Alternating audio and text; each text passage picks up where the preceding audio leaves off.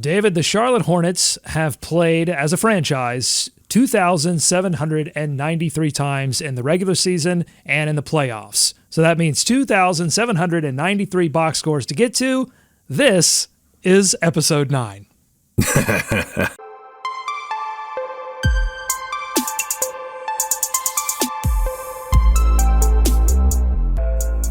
Welcome to Every Hornets Box Score. We are back after an 8-episode initial run. We have returned gloriously to the podcasting game, the weekly podcasting game here on Every Hornets Box Score. I'm Doug Branson. I'm joined by David Walker and my old co-host from Locked On Hornets and weekly guest of Locked On Hornets. David, first, how are you doing? I'm great. I see you put me down as a forward here if you're watching on the YouTube. So I've got the power forward or the swing forward position maybe. So I appreciate that. Well, that's really up to you. Yeah, when Walker comes on, because I think he's taller than you, right? Walker's got you beat by he's got you by a few inches. Yeah. Yeah, so he's our center, you're our forward, and I'm the guard. Small ball. I think that makes the most sense. So yes, we have a video version of this podcast, by the way, if you are listening on Substack. You can also view it on Substack. And we've got an announcement to make as it regards to David. I'll get to that in a moment. But before I do that, I just want to say thank you so much to all of the people that are subscribed to this Substack, whether you subscribe for free and you are checking out some of the free offerings we have, or if you have decided to support this work that we do, trying to cover the Hornets in a unique way, in an extra way. I really, really appreciate your support. So thank you. Let's get to the big announcement, which is that, David, you are going to be helping in a much more expanded capacity on Every Hornets Box Score this year. You're going to be involved in a lot more of the game notes, and we're going to try some things this year. I think you're going to do maybe a post-game video series. Tell us about that. Yeah. I want to do something for the crazies, for the sickos out there, Doug, like us, that maybe after a game, good or bad, you just want to get out there and vent some stuff, talk some stuff out, comment on some stuff. So we're going to try and see how this goes and maybe jump online, do some videos after the games. We'll see how it goes. Maybe we always like to hear from the coaches, depending on what Bally's does to us this season. We'll see what we can see and what we can't. But, we'll get in there and chat it up and just kind of keep keep a check on the pulse of Hornets Nation, if you will. I'm excited about it because this is a new era, Doug. This is a new page in the Hornets book of stories, and it's going to be a fun one, I think. But we want to be in there and throw some new stuff out. Yeah, all of the stuff on here, whether it's game notes, whatever it is, it's all TBD Bally, right? That's how we live. I've got a story that I've already told you, David, but you can pretend like you're hearing it for the first time. Sure. And I did not want to say this publicly on Locked On Hornets. I wanted to save it for behind the paywall because it's it's a little bit not controversial, but it's a little bit too dangerous for the public consumption on Locked On Hornets. So you're getting a special story here. So a backstory to the story before we get to this.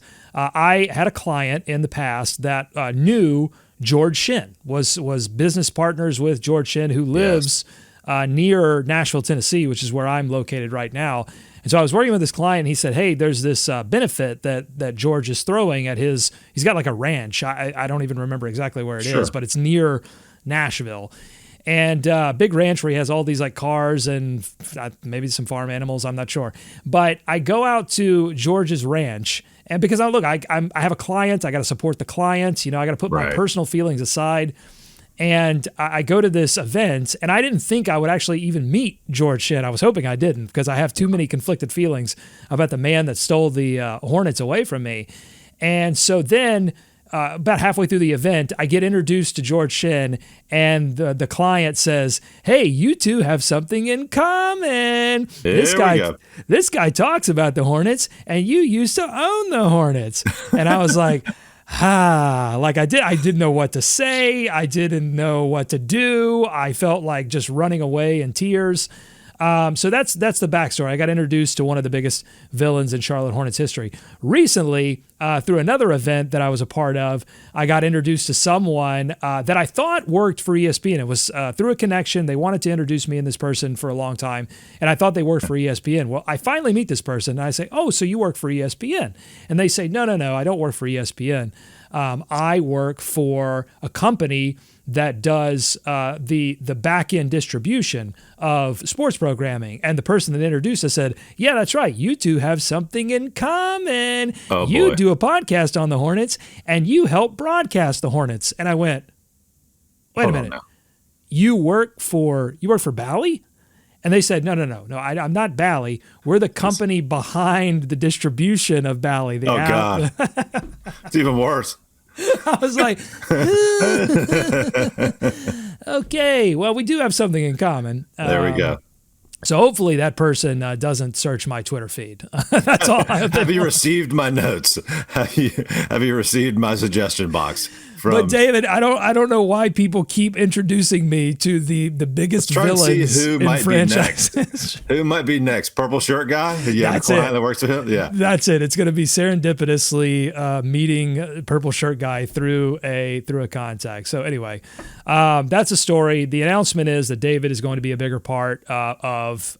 We are partnering up for this year of every Hornets box score, and it's not only going to be the post games, but I'm going to do something called tape, grind, and flow. So I've got this great website that helps me grind tape. So I'm going to look at, pull up LaMelo Ball's defense, pull up Miles Bridges' dunks. And I'm just going to grind some tape while I play some music and combine a few of the things that I love to do and try to make that a video series on Fridays this week. And I would say to the people that subscribe, the core of what we do is we do every Hornets box score. And that's going to be the box score write-ups that we do for every game and this podcast. I want to make this podcast a core weekly part of what we do. So that is the core offering that you get when you support this podcast. The things that we just announced, the post-game videos and the tape, grind, and flow, I'm excited about those. We're going to be piloting those. So, we're going to try them. We're going to see what works. We're going to see what doesn't. We might not always do a post-game. We might not always hit that Friday mark. But we're trying to expand the offerings because this is an exciting year for Hornets basketball. One of the we've been doing a lot of hoping and then having those hopes dashed. It's so funny, David. I don't know if you had this experience, but like somebody could walk up to me on the street or on subtext or all these other locations that I am social media, and they can say, "It's kind of crazy that people think that the Hornets could make the playoffs this season," and I would be like, "You know what? You're right." And then someone 5 minutes later could come up to me and say, "I think the Hornets could make the playoffs this season." And I would go, "You know what? You're right." Like, it's such a wide gulf. Is that what you're experiencing right now of the expectation? Like, I don't even know where to put the expectations. Oh, yeah. I mean, especially up until this last week when the Panthers looked like one of the worst teams in the NFL history-wise. But the Hornets is right on the cusp. People, well, it's funny because people are like, when does training camp start? Is training camp coming up soon? When does the NBA season start? It's like it's bubbling right underneath the surface, which goes, which is par for the course, I guess, when you're an NFL city and kind of a, let's say, struggling NBA city, let's say struggling NFL city too. But yeah, I mean, people are excited. They know who LaMelo Ball is. They know who Brandon Miller is. They do know who Miles Bridges is. They know he's still on the team. And so, for most people who kind of check in and check out, it's like, well, that sounds okay. They might be able to do some things. But I'm with you. I mean, there's a wide swath. It's anywhere from doomsday. But at the beginning of the season, there's always hope. I talked to someone who is in Charlotte right now, and they said, the Panthers won one game after losing all of those games. They win one game with Andy Dalton at the helm, and the city is absolutely on fire for the Panthers. Hope is immediately restored, despite all of the previous evidence to the contrary and the injury to Derek Brown. Like the hope for that team immediately goes back to, I think they could make a run here and make the playoffs. Oh yeah, that doesn't happen with the Hornets. If the Hornets, they could win the first 10 games, and I don't think that the fan base at large, the sickos like us, will always believe. But the fan base at large, I don't think, they don't know how to hope. This team, and it's not going to happen in one season, has to reteach an entire fan base how to love again, how to hope again, how to believe again. That was one of the early slogans for this franchise. By the way, later in the show, we are going to make part of this podcast looking at old box scores. It will be a part of the podcast. I think when I first launched this thing, I thought of making it the focus, and I think I think people want to hear about the team now first, and then let's dive into the history. So it'll be a part of it. We'll get to that in a moment. But people have to relearn how to love this franchise, and it starts with the franchise coming to terms with what's been going wrong in the past. And I think that's the beautiful thing, is that if you read what Plotkin is saying, if you read what Jeff Peterson has said, if you read what Charles Lee has said, if you read even recently this Observer article that we talked about today on Locked On Hornets, Miles Bridges talking at the end about how talk is cheap. We could talk all day long about, we want to do X, Y, and Z, but until you actually go out and do it, that's the only thing that's going to turn the attitude around. And that goes for the front office too. Until you go and get the players, until you reckon with why this franchise got to where it is, because the ownership didn't care anymore, because the general management was checked out, front office was checked out. They've reckoned with all that. They haven't made all the decisions yet, David, but at least they've said, hey, here's what's wrong and here's how we're going to change it. Yeah, and I think they're trying to put their stamp on it. This new group is a young group with a lot of experience, but also the desire to turn this thing around and to make their collective mark on the NBA. You start with the GM and down to the head coach. It does feel like there is a group think in there. There does feel like to be one message from the top down. And again, we have not started any training camp. We haven't seen any practices. We haven't seen anybody running up and down the court, really. But I think bringing in a guy like Taj Gibson is a good sign for this team. Veteran leadership, a guy who's been around the block once or twice or three times.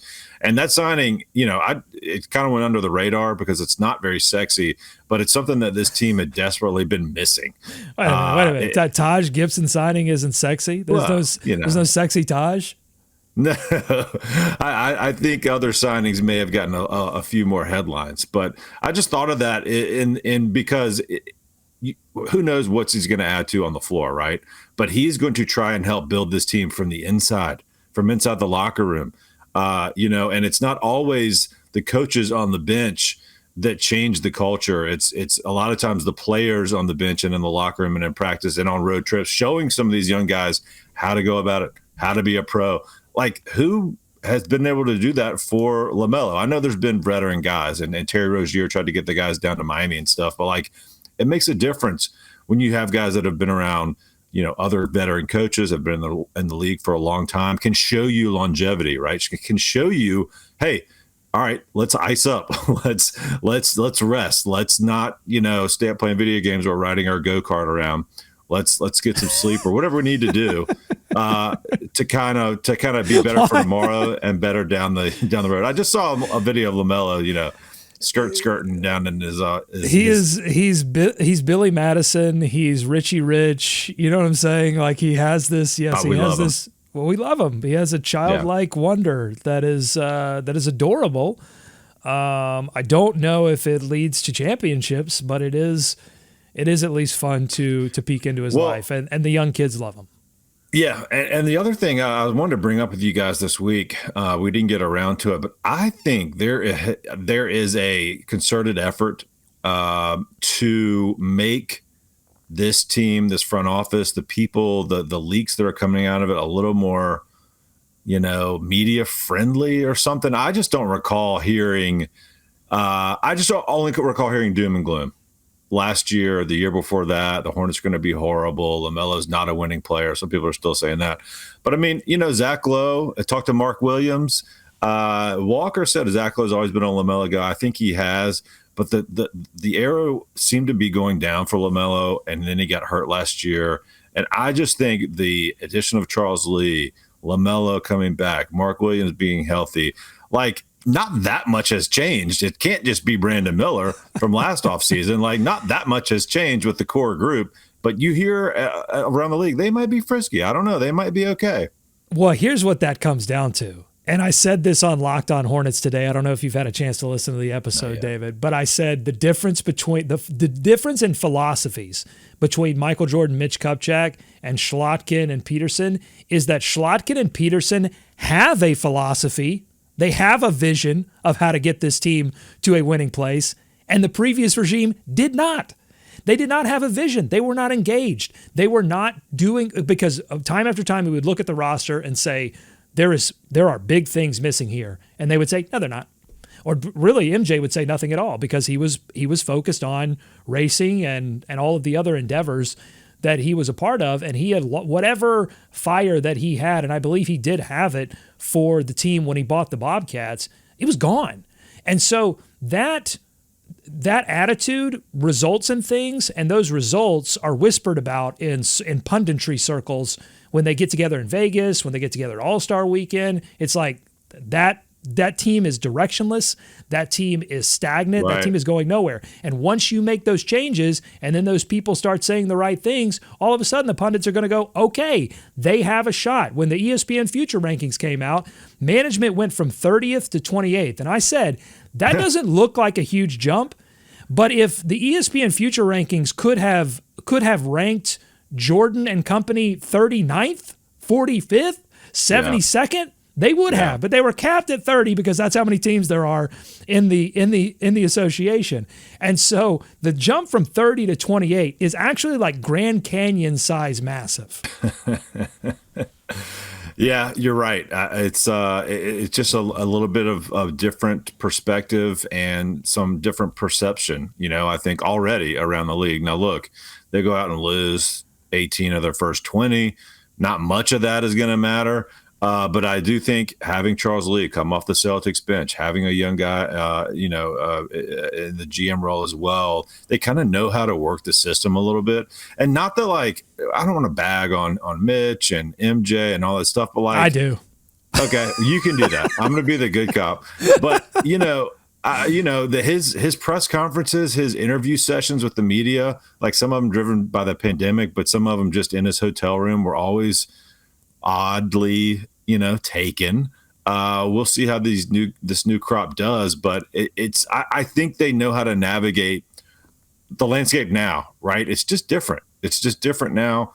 The media has much more access. There's stuff all around. And I think to your point, like maybe they kind of work the room a little bit better. You know what I mean?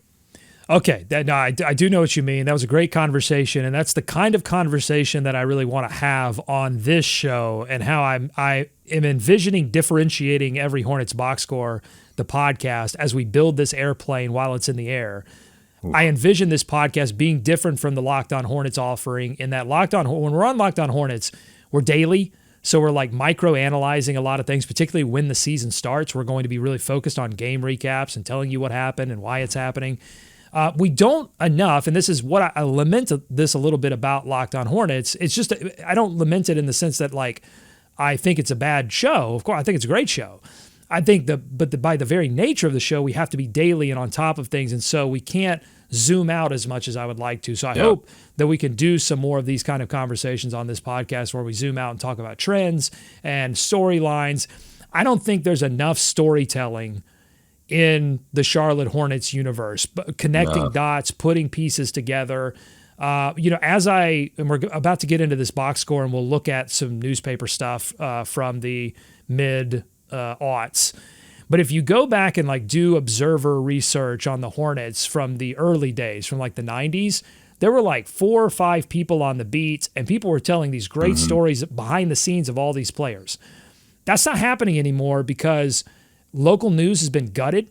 So it's Rod Boone and the occasional business story that's covered by someone else, but it's like Rod Boone and that's it. And so he's got a responsibility to cover like what's happening. And I don't think we always get to why it's happening. And then also I think the access is being stripped away by teams because they don't see they see more of the risk than the benefit. And post-pandemic, that gave them an opportunity. Like nobody can get in the locker room anymore. Everybody goes to the dais. So at least they're controlling it, right? Like with this behind the scenes thing, they're taking more control of it. Exactly. And so, I'm hoping that through this podcast, we can tell some more stories, we can connect some more dots and dig some stuff up. So with that, let's move into the box score. Every Hornets box score, we are going to cover historic box scores on this show as well, randomly selected by the Bees Machine. We ran it through the Bees Machine, and we came up with this box score from January 28th, 2009, and I'm going to get it up so that everyone can see it here that is watching, and we won't leave you hanging if you're not watching. We will make sure here. But they played the Portland Trailblazers on January 28th, 2009. They lost this game 88-74. Oh, dear God. Low-scoring game. Not a lot of buckets. Slow pace in this 2008-2009 season. The Bobcats come out of this game 19-27, and they would finish this season under 500. This is the season before the Gerald Wallace Stack Jack led Larry Brown playoff season. This is them sort of transitioning into that era. They don't have Stack Jack yet. They do have Raymond Felton, Raja Bell, Boris Diaw, Emeka Okafor. And then starting in this game, David, is not Gerald Wallace. It is Adam Morrison. And that's because Gerald Wallace, I believe a game or two prior to this, took a flagrant foul from Andrew Bynum that broke a rib, punctured a lung, and left Gerald Wallace in the hospital for multiple days. Do you remember this when Gerald Wallace? I don't. I believe there was a fear that this guy might not make it. Yeah, or make it back to the court. Right. Yeah. Okay, I do remember this, and he may have had one another scare like that or something. But I do kind of remember that. I mean, good Lord, this bench is just talk about veteran leadership, huh? How about some Juwan Howard minutes? Good Lord, minutes. Trauma. I totally buried the idea that Juwan Howard ever suited up for the Charlotte Bobcats. They picked him up, I believe, off of waivers. He would go on. This is 35-year-old Juwan Howard. He would go on to play 4 more years, including with the Miami Heat, where I think he was coaching there for a while. Juwan Howard, 3 of 6 in this game in 24 minutes of action. That's crazy. That's wild. 9 points, a steal, and 2 rebounds. Your leaders in this game are Emeka Okafor, beast of a game here, 18 points, 5 rebounds, 1 block, 7 of 11 from the field, efficient. Boris Diaw, 12 points on 5 of 10. Raja Bell, 16 points on 6 of 13 shooting. And then Raymond Felton probably could have been better here, 3 of 11 for 7 points, 8 assists, and 5 Tough night for Ray. The funny thing about looking at these box scores when you go back in history, I always go straight to, especially when you get away from current play a little bit, the 3-point attempts in this game for the Charlotte Hornets, 9. Oh, yeah, 4 of 9. Their entire bench took 0 3-point attempts. You had 2 of 5 from Raja, 2 of 2 from Boris. That's a good percentage, 44%. But the volume is striking. But if you look at Portland, this would be one of the better years for this version of Portland. That's LaMarcus Aldridge, Brandon Roy, Greg Oden, and a rookie Nick Batum. That's it. That's rookie season. This is forgotten, okay? But this is the Nick Batum that the Hornets kind of thought they were getting.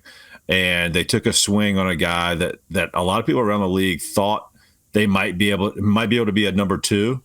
Because this was a pretty fun Portland Trailblazers team. I remember watching them a lot. And LaMarcus Aldridge and Brandon Roy, man, you talk about somebody that's forgotten. It was just a baller. But Nick Batum, raised some eyebrows out there in Portland, and then would be there. Let's see. Yeah. This was his rookie season. But It's crazy because on that team, again, this is one of the better versions of this Portland team. They started Nick Batum in his rookie season. He was 20 years old. They started him 76 of 79 games, and then that second year he got injured and only played in 37. And then, he really didn't. He wasn't he didn't make a huge impact his rookie year. It would be in his second, through his third and fourth year when he got to sort of the 14-5-5 guy that the Hornets were hoping could become a, 17 or 25-5. Yeah, exactly. But that didn't happen. Exactly, because he was playing the third fiddle there. And yeah, just, guess what? He's still playing.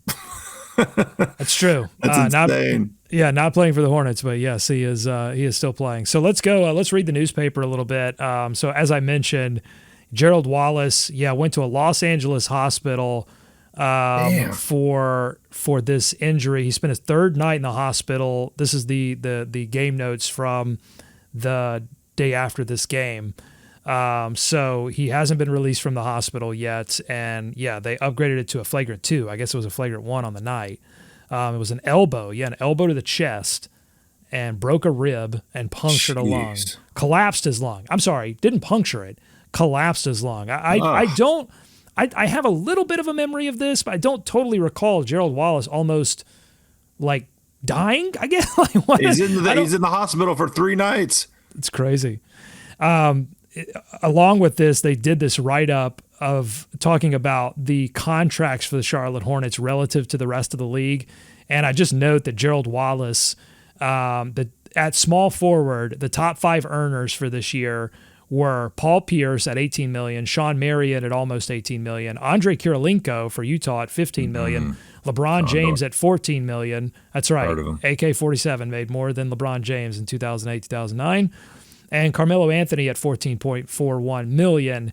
And then Gerald Wallace in the middle, right after he signed the second deal with the Bobcats, he's making $9.5 million. So almost as much as Gerald Wallace contributed to this team, all-star year, and really gave a lot of himself, gave an entire lung to this team, he's making half of what the rest of the league is making. And if you go through this, through these earners that they're doing here, it's the one through line is like Emeka is making $9.5 million a year.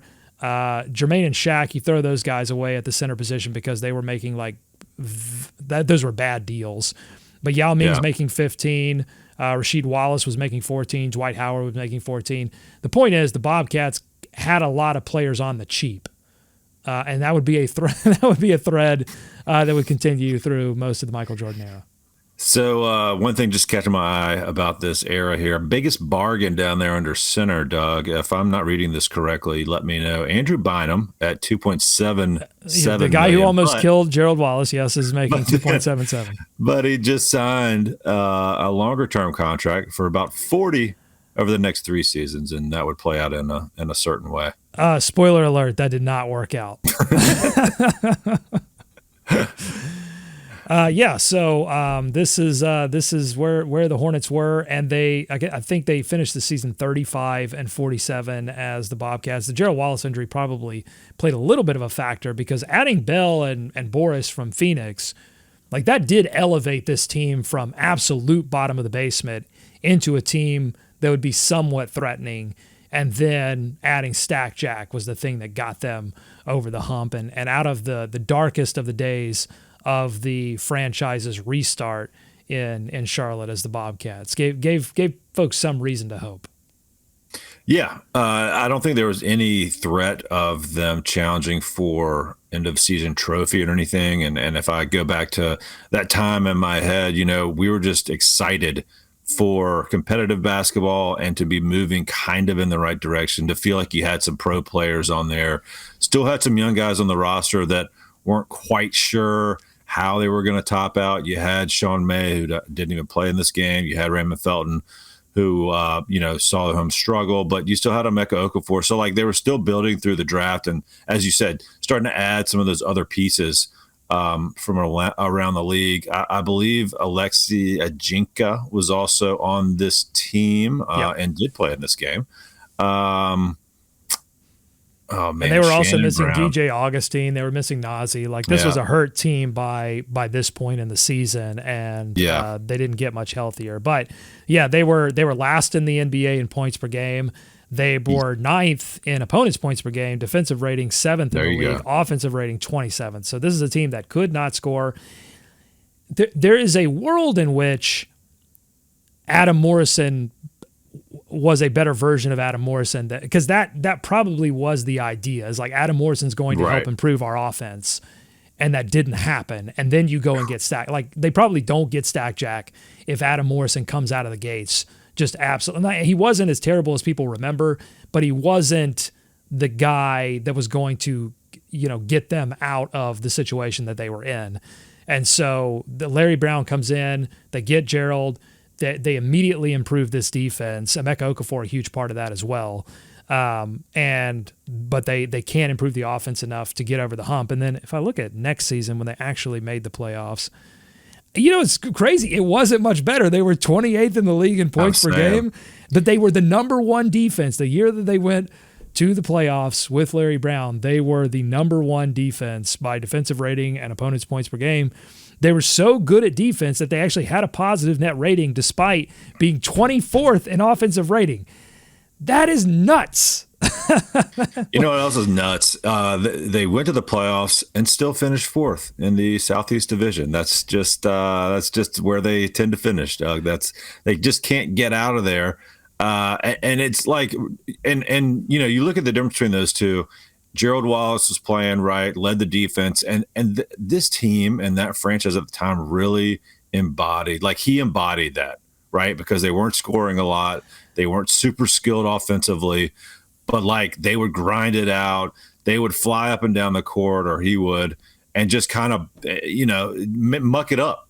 Ugly wins, ugly team with no real threat of not getting swept in that first round playoff by the Orlando Magic, but it provided a little excitement. I'll say that. And you know what? Bobcats fans, Hornets fans, Charlotte NBA fans, if you were here, if you were in the building for those, you could have told that fan base they were going to win. I mean, the energy was there. All white, whiteouts, waving the white towels in a positive way. So, like, there was excitement. There was excitement. Waving white flags. In a good way. So, but now that I think about it, we often talk about why the Bobcats didn't work. And we talk about, you go back to the very foundation of Bob Johnson coming in and naming the team after himself, despite the city not voting for that. They put it to a vote and everybody was like, okay, I guess flight makes sense. And then Bob was like, nah, I'm just going to name it after me. They make a network called CSET that people couldn't get access to. It was horrible. People couldn't watch the games, even more so than our current Bally's held. You think Bally's bad. Yeah, CSET was way worse. And so you go to the missed opportunities in the draft. Like, those are all the things we go to. One of the underrated things, I think, of why the Bobcats didn't work is even when they put this playoff team together, 09-10, it wasn't like a crazy exciting product. It's exciting to win, but people don't flood the building night in and night out. They do for playoffs, and they did. The whiteouts, playoffs. But in terms of regular season product, the thing you tell your friends about, what do people tell their friends about the Hornets right now? Well, they stink, but they got LaMelo Ball. That's an exciting player to watch. Offensively, there was not a lot of excitement even when they were going to the playoffs. And I think, if you have to build your franchise over again, it would be better to stink but have some like up and down, fast-paced basketball. Give the people some product that they can get behind, even if it's going to take you a little bit longer to establish a winner. I think that was probably a big mistake early on. Well, you look at Larry Brown, right? He has success in Philly with a very similar team, a similar approach. I mean, you talk about grind it out, but they had one key feature that everybody wanted to see, and that was Allen Iverson. So the Hornets couldn't find that. They couldn't find that. Struggled Allen to Iverson. find that. I used to scream for them to sign him when he went to Memphis. That would have been Denver. That would have been another disaster. But they wanted to get to the playoffs. That was a mandate, and they achieved that. But you're right. I mean, look at the pace. 26 out of 30 teams. It just wasn't up and down, fast pace. Not very efficient at the point guard position. Love you, Ray. Got us to the playoffs there.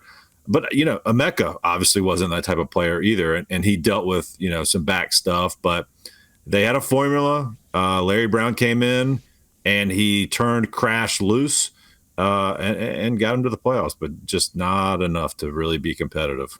Okay, that's our look back at the history of this franchise, the 08-09 Bobcats. I'm really hoping – look, thanks be to the Bees Machine. We have all the respect in the world for the Bees Machine. I'm asking it very nicely to deliver us something from the old. I might confine it a little bit and say, okay, no more Bobcats. It's 2 straight shows now going back to the first run. I think in the first run we did an 09-10 game. So I want something from the early Hornets next time. So stay tuned for that in the next episode. You know what we should maybe do is just pick a player and answer yes or no. Did he play for the Bobcats? Because I swear to God, I think I saw Randy Livingston. Well, there was a Linton. There was a Cook. Maybe. Yeah, you shared this on social media. Omar Cook was like the first G League call up. Yeah, but he went to the Celtics. But then I kept scrolling, and there he is, popped up in a Bobcats jersey. No recollection of that. I don't believe he. I don't believe he played for the Bobcats, but I guess he wore the jersey at some point. I just remember following him, like even out of high school recruiting, and I never would have guessed that he played for the Bobcats. So maybe we'll dig some of those up. Okay, I'm going to note this. Yes, did this person was it a Bobcat? And I will come up with a list, and I'll throw some in there that are surprised, like Juwan Howard. Yeah. Like that might have tricked me. I don't recall the Juwan Howard era of Charlotte Bobcats basketball. So were they a Bobcat? I'll work on that. I did see in the list of players for the 08-09 team, Linton Johnson, the other LJ. Now we're playing a game of is this person real or not? That's a bonus round. That was the box score for this week. Let's move on. Let's close the show out and talk about some fun stuff. Shoe you got. David is, of course, our fashion expert. Really quickly, before we get to the shoes, though, just rapid fire, your thoughts on the jerseys that we've seen leaked for. So these are Mint City jerseys. Same color scheme as the previous Mint City with the mint base and the gold, what do you call them, pinstripes. And then instead of Buzz City on the front, it says Charlotte. Your thoughts? That's an upgrade. I think it's good to put Charlotte on there. I heard you and Walker talking about this, and I hear what Walker's saying. These jerseys, we've seen them before, yes. But that's why I think they're fine. They're good. I think the Mint City is something they should have in the rotation just about every year. Maybe they agree with that. Maybe they just didn't want to deal with doing something else before they started the season. But to your point, it's like, there's so many jerseys anyway. Every year you're trying to roll something new out. And I still think they look good. I like them. I was hoping to see maybe something a little different. I'm all in for the gold member, all gold, all everything jerseys. Yeah. They won't do that for some reason. They're scared of it. They put out a jacket last year that was all gold. But, these Mint City jerseys, I think it's a good addition to, for them to be able to access. So if they want to use it for whatever this city, there are too many jerseys, whatever the city edition association, whatever it is, that's fine. Too many jerseys, too many cities, too many hashtags. I mean, I sound like old guy, shaking my fist at cloud. I understand that. But here's what I'm saying. Win some games. Go to a playoff series. And then when you get to a playoff series, then release like the whiteouts, the white flag or the white towels or whatever. No more city names, no more funny hashtags. No more marketing until you have something to market. That's the new rule for the Hornets. No more marketing slogans until you have a product that you can actually market. And I think we'll be okay. Okay, so that's the jersey. Now, what do you think about this court that was released? The court that's going to be the cup, the NBA Cup court. What do you think? Yeah, I was a little disappointed the NBA got scared off by all the hate their court received last year. You remember the last year, it was like had one band of color running from lane to lane. Mm-hmm. It looked kind of like that, if you've ever seen, I guess it's Thor, that like long glowing road that exists in Asgard or wherever he's from, but you know exactly where he's from. But these look more traditional and they look good. I think that the cup is still on the court, right? It is. So the cup's in the middle, and now there's a honeycomb. There's a teal honeycomb pattern. And then you've got this almost like bullseye. It's like a radar sort of vibe that's going on. I don't know all that's going on. They're going to do one of these like releases that's like, this means this and this means this. I can't wait for those. Sure. But I like it. I mean, I think it's more interesting to look at than the previous version. So I like this was crazy. But I get what they're doing. Like if you look at the TV, oh, this is a cup game or whatever. So that makes sense. But like I went back and looked at some of the highlights last year of one of the cup games, and it was Hornets versus Wizards. The game was in Washington. The court was teal and black, and the Hornets were wearing white. I had no idea what was going on. The Wizards were wearing like a black and it looked like teal jersey. That is what I cannot stand, and I hope we get away from. I need to know what my team's colors are, and I need for them to wear them. Yeah. So this is a tweet from James. That just looks like a nice, cool pool. You just want to, do some. It does look like a swimming pool. Oh, okay. No, yeah. This is the Spectrum swimming pool. I like this. So it says Hive. The Hive is alive on the sideline, and then you've got the honeycomb that really goes throughout the entire court. There's no distinguishing it other than the lines from the court of the paint. And the NBA Cup is in the paint, which I think is something for all teams. And the NBA Cup is in the middle. For sure. So That's a better way to do it. I'm digging That's it. a better way to do it. I like it. Okay, so that's the court. Let's finally get to the shoes. Shoe you got. Give us a preview, David, of what we can expect shoe-wise from some of our Hornets this season. Oh, well, I can't wait for Media Day, which is coming up in a few days. Hopefully our guy Walker will be there.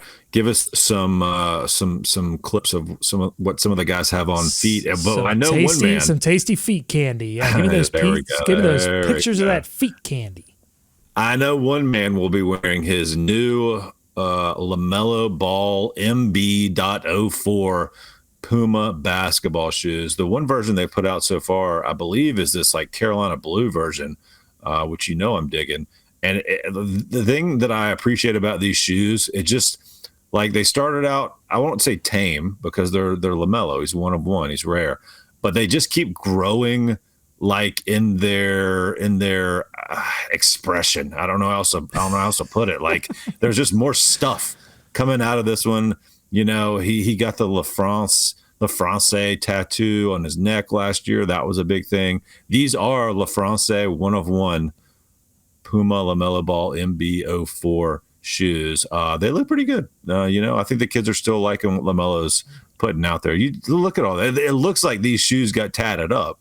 I mean, it's a very LaMelo. These scream LaMelo. Some of these signature shoes don't match the player that wears them, but you can't say that about these Pumas. This is all LaMelo right here. It looks like something that you'd find in a Boy's Life magazine in the dentist office. Like it's some kind of puzzle where you find the words that are hidden in the forest. You talk about messages. You got He's got Easter eggs, yeah. You got Easter eggs. That's a good, yeah. It's one of these Easter egg hunts in these magazines that you would find as a kid in the dentist office. So Love, Rare, Mellow. You've got the La France logo in the back. I mean, I'm digging them. I don't know if I'm going to buy them, but I'm digging them. They look fast. Can't you see LaMelo flying up the court in these things? What's this? This is one of one. Okay. One of one. I've got one on one. I think Melo is down there on the on both sides. On the and then I think you got Rare on the toe. Oh, I like that. You got to like that LF. It's melting. It's an LF. It's melting. We hope that you know what? You know what I love about this? That is, I mean, I'm pretty sure that's a tattoo that the NBA told him he had to cover up last year. It is. And then they came back. So I mean, that's a little wink and nod to the league office in Secaucus or wherever it is. That's the replay center. You can criticize LaMelo for a lot of things, but he has his branding marks, man. I mean, he knows he's gonna profit off of these LFs and one of one and Rare.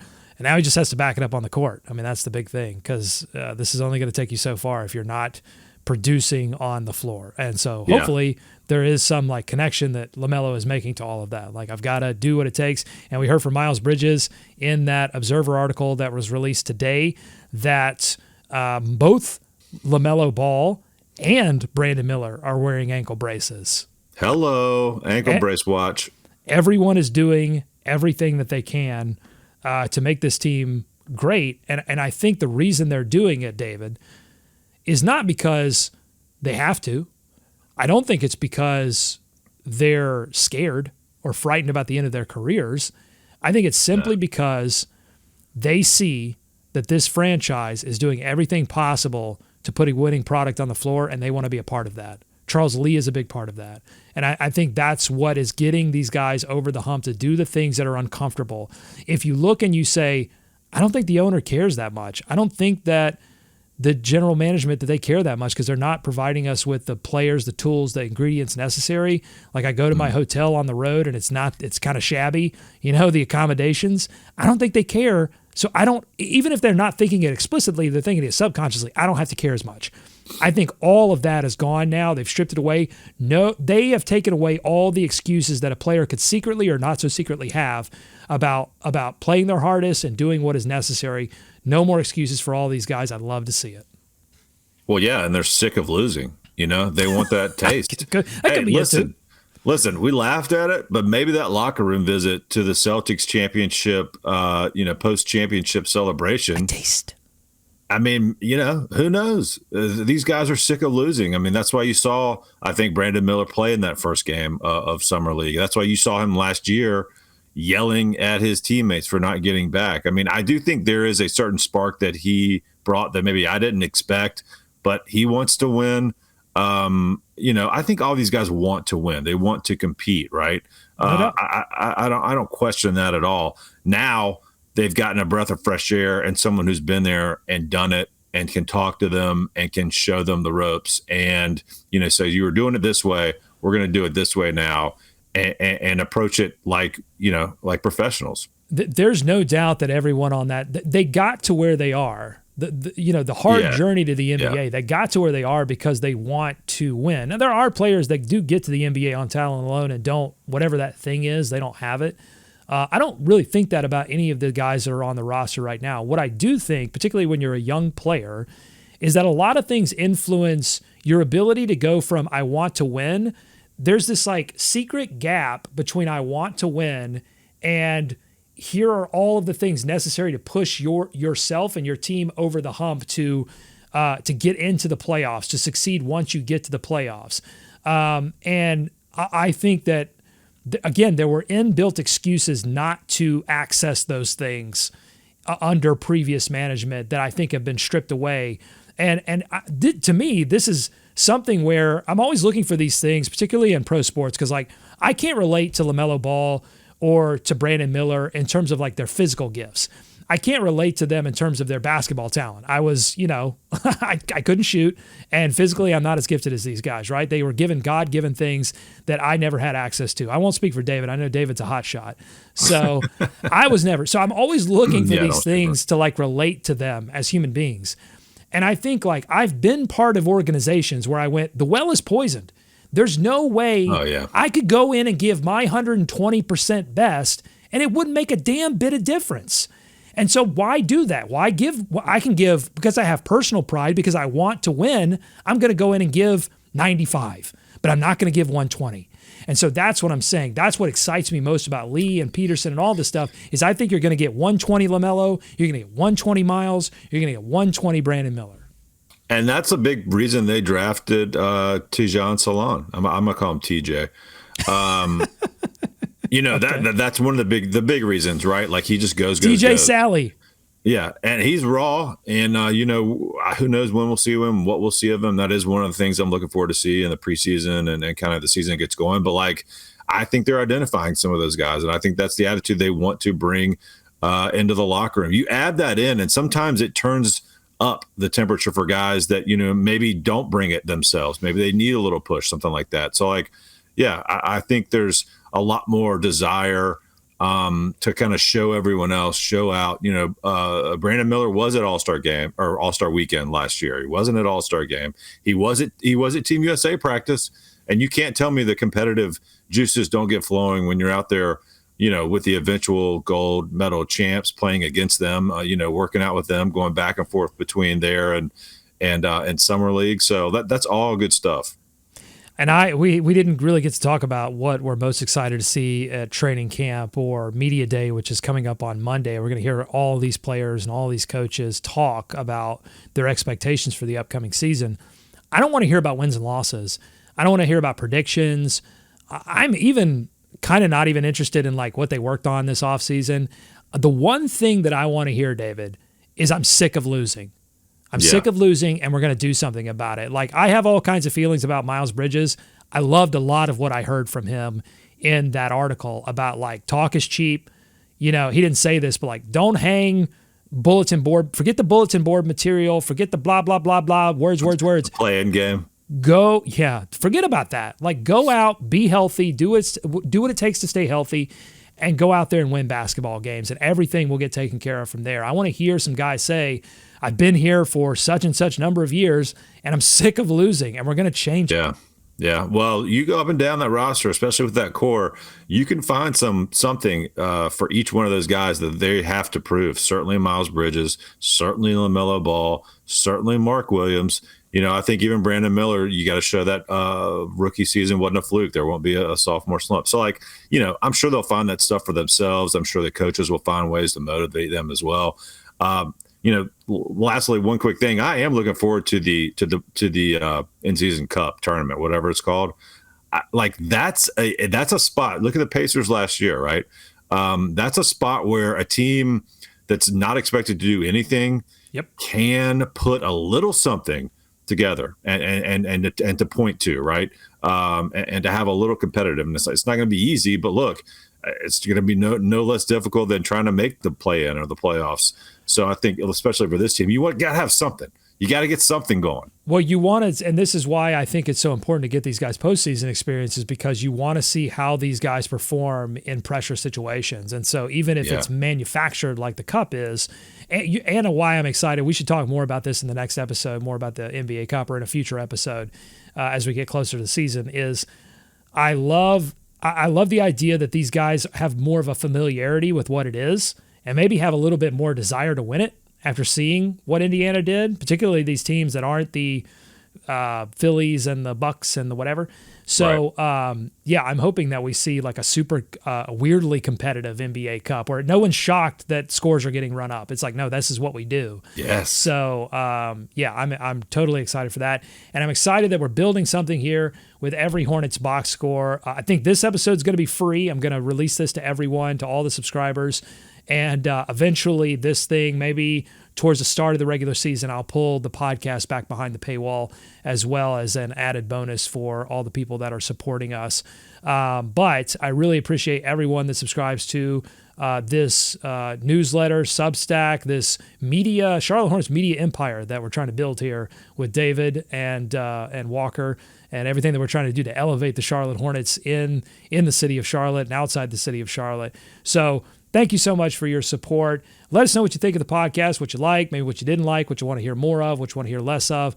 This is definitely something that we're rebuilding, because I tried it for 8 episodes and didn't feel like it was working. Took a break to really focus on the core product, but now I want to bring it back here, and I've got David's help now. We've got the old gang back together. I know a lot of people, when you come on, David, they like the retro Locked On Hornets. So that's what this could be. This is going to be like retro Locked On Hornets, you and me back together again. That's right. It's back to what was the original name of it? Podcasts. Well, yeah. I mean, you want to go all the way back when we were talking about Ron Rivera needing to get fired. We were talking about Josh. The good old days. We were talking about Josh McRoberts getting acquired. I busted that deal. I was like, this is horrible. Josh McRoberts not going to be able to do anything. My takes have not gotten much better. I'm more entertaining. I'm better at putting words together than I was then. My voice is a little bit deeper. My eyes are a little bit more tired. I have a baby, but my takes haven't gotten that much better. But all right, so listen, we're gonna head off here. Thank you so much for your support, and we will be back next week. I'm gonna try to do Tape, Grind, and Flow tomorrow, so look for that on Friday. And then once preseason games get going, we will do these post games. It's coming up, folks. I mean, October 1st. We are mere days away from. That's when training camp opens. And God, thank you. Yeah, they open. I think October 6th or 7th is the first preseason game. Okay. We get it started. Okay. Enjoy it. Go Hornets. Go America. Let's swarm. Charlotte.